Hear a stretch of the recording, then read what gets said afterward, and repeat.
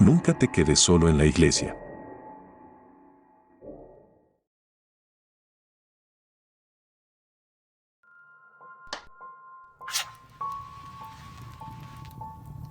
Hola, mi nombre es Julián, y cuando era estudiante de primer año en la universidad, me tomé un verano libre para trabajar y ganar algo de dinero extra para mantener a mi familia.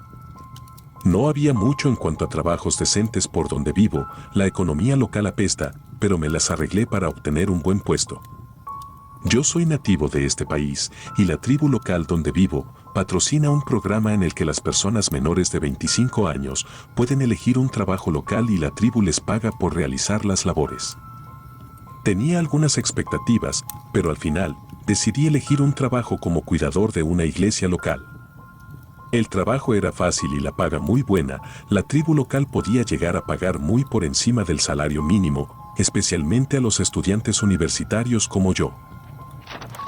El conserje me dio un resumen de lo que se suponía que debía hacer y al parecer no era nada complicado.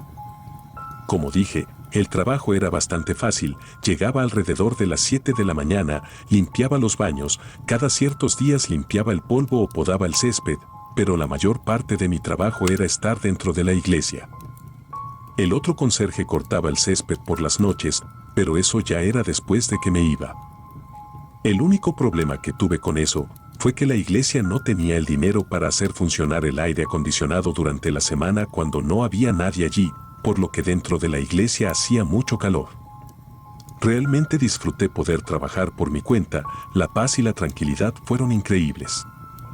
Se suponía que trabajaría 8 horas al día, pero mi trabajo realmente tomó no más de 5 o 6 horas diarias. Solía trabajar bastante lento, por lo que me sobraba mucho tiempo en la semana. En un momento, el gerente del programa me dijo que si terminaba de trabajar temprano, podría tomar una siesta paga en un cómodo sofá en la iglesia, así que no lo pensé ni un momento. Un trabajo que te paga por tomar una siesta, suena como todas las de ganar, ¿verdad? Bueno, antes de seguir con la historia, déjame contarte un poco sobre la iglesia. Era la segunda más grande en la ciudad en la que vivía, pero no era demasiado enorme, había aproximadamente 50 habitaciones, la mayoría de ellas rara vez se usaban, así que no tuve que preocuparme demasiado por limpiarlas. La iglesia estaba dividida en 2 edificios. El edificio principal, que era donde se celebraban las ofrendas y servicios, y en donde la mayor parte de mi trabajo se llevó a cabo, y el edificio de compañerismo, que estaba ubicado a poca distancia del edificio principal. El santuario principal, que era donde se llevaban a cabo los servicios, estaba en el centro del edificio, tenía grandes puertas dobles al frente y el resto de la iglesia fue construido a su alrededor. Creo que el santuario era la iglesia original, pero a medida que la iglesia creció, construyeron más a su alrededor. La parte exterior de la iglesia se dividía en 3 pasillos largos, con aulas esparcidas por los pasillos. La iglesia tenía un problema con los vándalos que irrumpían de vez en cuando, así que siempre que llegaba allí por la mañana, cerraba las puertas detrás de mí. Mientras me movía por el edificio, siempre revisaba 2 veces las puertas de entrada y salida, solo para ser precavidos. Desde que llegaba estaba allí solo, pero pensaba que mi auto estacionado enfrente disuadiría a cualquiera de querer entrar a la iglesia. El santuario principal era la única habitación que tenía ventanas y por lo tanto era la única habitación que no estaba a oscuras cuando las luces estaban apagadas. La última peculiaridad que recuerdo es que el cableado en el edificio era bastante malo, no era un peligro de descarga eléctrica o peligro de incendio, pero no estaba muy bien diseñado, ya que algunos de los interruptores de luz o disyuntores no controlaban las luces o la energía de las habitaciones cercanas.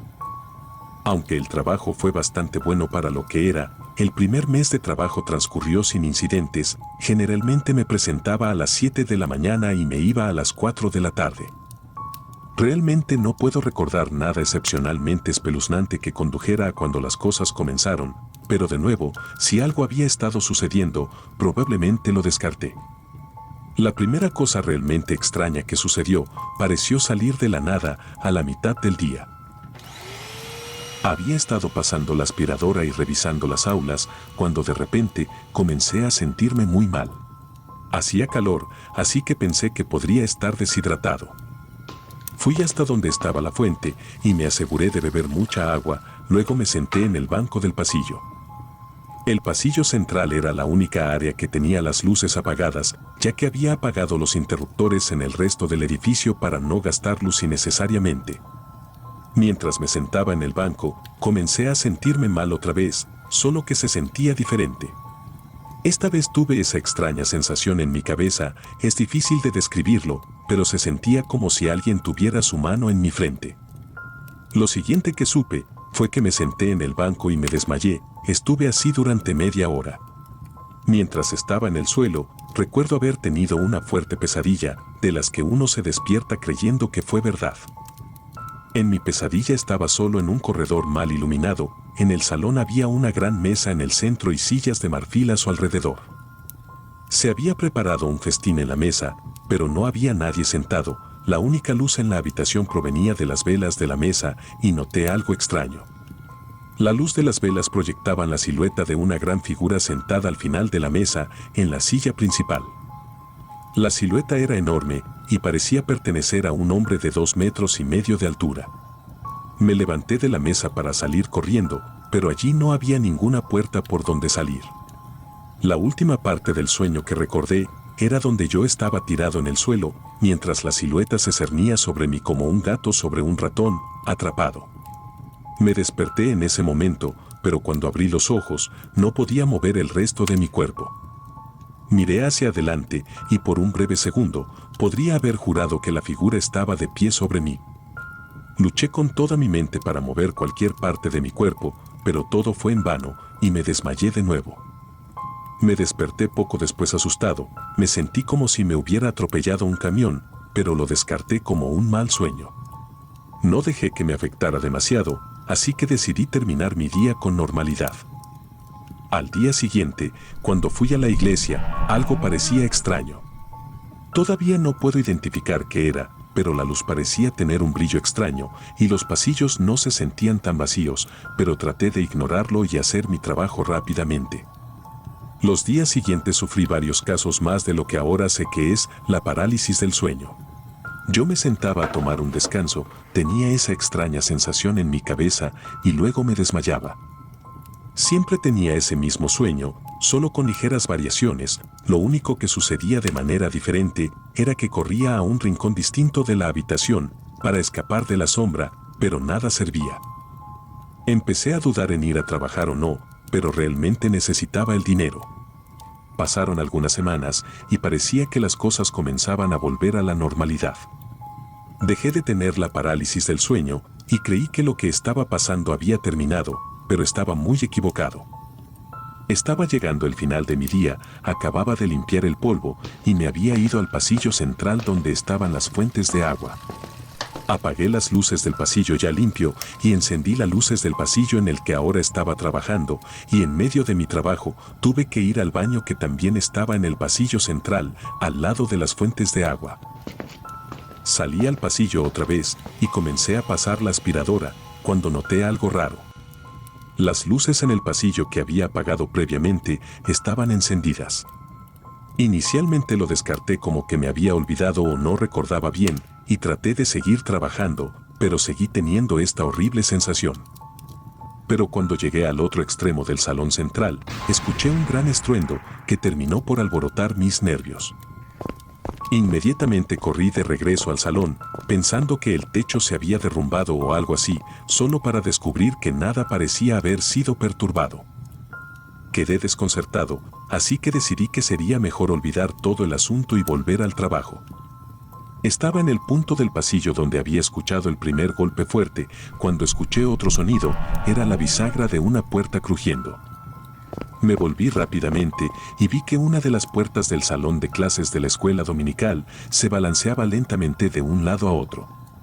Esa puerta tenía la perilla defectuosa, por lo que nunca se cerraría si la tirabas fuerte.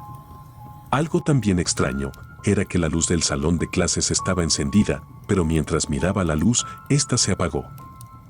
En ese punto, todo lo que podía pensar era que alguien había entrado a la fuerza. Yo estaba asustado, pero también enojado, porque sabía que en esa habitación era donde se guardaba el dinero de la recaudación de fondos de los niños en una caja de seguridad, y no estaba dispuesto a dejar que alguien robara a la iglesia.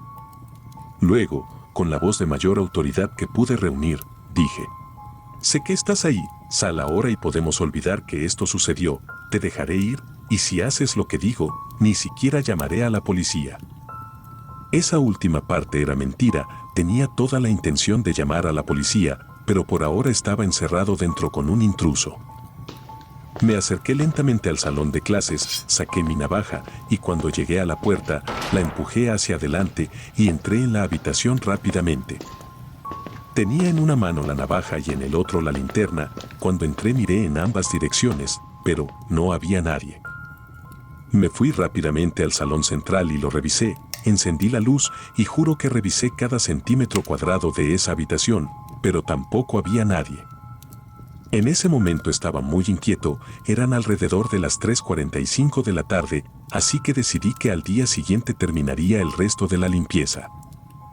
Apagué las luces nuevamente, esta vez sintiendo temor con cada interruptor que apagaba.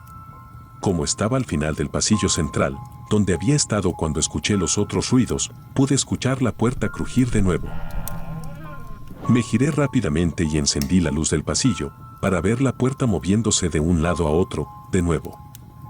La luz empezó a parpadear, solo que esta vez era diferente. La luz estaba encendida, pero en la habitación había una oscuridad tan negra que parecía estar devorando la luz que la rodeaba.